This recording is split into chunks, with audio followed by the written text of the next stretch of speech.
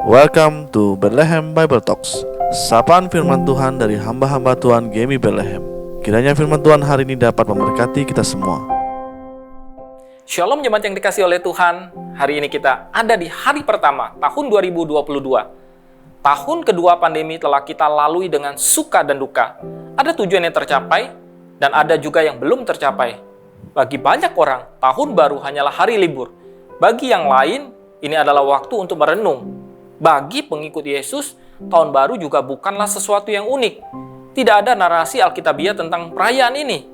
Namun, ini tidak berarti bahwa orang Kristen tidak boleh berhenti sejenak dan merenungkan pergantian kalender ini. Musa bertanya kepada Tuhan, "Ajarlah kami menghitung hari-hari kami, supaya kami beroleh hati yang bijaksana. Setiap detik, menit, jam, hari, minggu, bulan, dan tahun, setiap waktu adalah pemberian Tuhan. Oleh sebab itu, ketika kita follow atau mengikut Yesus dengan bijaksana, itu berarti kita harus mempergunakan waktu kita dengan baik. Setiap waktu, 24 jam sehari, kita harus berjalan bersama Yesus. Dan sebagai manusia ciptaan baru, kita terus diperbaharui setiap hari oleh Roh Kudus. Menetapkan tujuan untuk tahun baru adalah tanda bahwa kita berniat untuk memuliakan Tuhan dalam hidup kita. Lalu bagaimana caranya? Pertama, kita perlu mengingat Tuhan. Pengkhotbah berkata, "Ingatlah akan penciptamu pada masa mudamu." Setiap nafas kita adalah keajaiban dari Sang Pencipta. Jadi tanggapan yang tepat untuk tahun lalu, baik atau buruk, bukanlah saya berhasil melewatinya, atau lihat apa yang telah saya capai. Tanggapan seharusnya adalah terima kasih Tuhan. Kedua, awali tahun baru dengan pertobatan, mendekatkan diri kepada Yesus.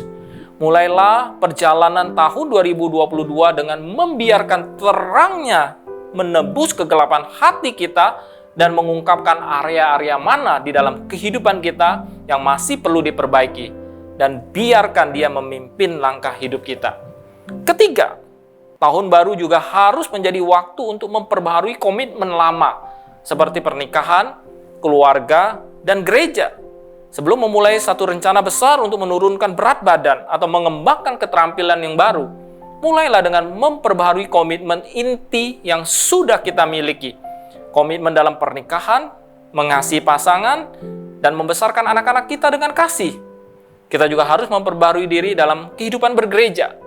Gereja adalah tempat misi Allah di dunia, di mana kita berkumpul dalam komunitas untuk menyatakan Kristus sebagai Raja setiap minggunya, dan di mana kita mengerjakan keselamatan kita dengan takut dan gentar bersama saudara-saudara seiman. Komitmen terhadap pernikahan, keluarga, gereja tidak selalu terlihat penting, tetapi kesetiaan dalam hal-hal inti ini akan membentuk kebiasaan seorang murid dan menunjukkan kepada dunia bagaimana rasanya menjadi seorang Kristen. Keempat, tahun baru seharusnya menjadi waktu untuk beristirahat. Kita mungkin gagal memenuhi tujuan kita di tahun lalu, tetapi ingatlah, Yesus masih tetap mengasihi kita. Kita juga harus merencanakan beristirahat secara fisik. Kita perlu mengakui kebutuhan kita untuk tidur dan beristirahat. Istirahat bukanlah tanda kemalasan atau kelemahan. Itu adalah tanda kekuatan rohani dan keyakinan bahwa ketika kita menutup mata, hidup kita berada dalam cengkraman Tuhan yang berdaulat. Tidur berarti mengatakan bahwa kita bukan Tuhan dan bahwa dunia dapat terus berjalan tanpa kita. Mari kita masuki tahun baru 2022 dengan mempercayakan masa depan kita kepada Sang Pencipta yang memegang kendali atas dunia ini dan hari depan kita. Selamat menjalani tahun 2022 ini bersama Yesus. 24 jam sehari berjalan bersama Yesus. Mari kita berdoa. Bapa yang di sorga, kami mengawali tahun baru 2022 ini dengan satu komitmen. Kami mau berjalan bersama dengan Yesus 24 jam setiap hari. Tolonglah kami ya Tuhan, agar kami tetap dapat berkomitmen untuk mengikut Tuhan sepanjang tahun 2022 ini.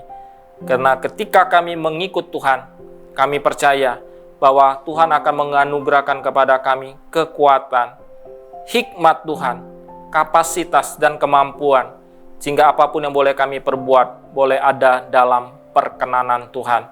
Berkati setiap kami di dalam memasuki tahun baru ini dengan mengandalkan hanya di Kau saja.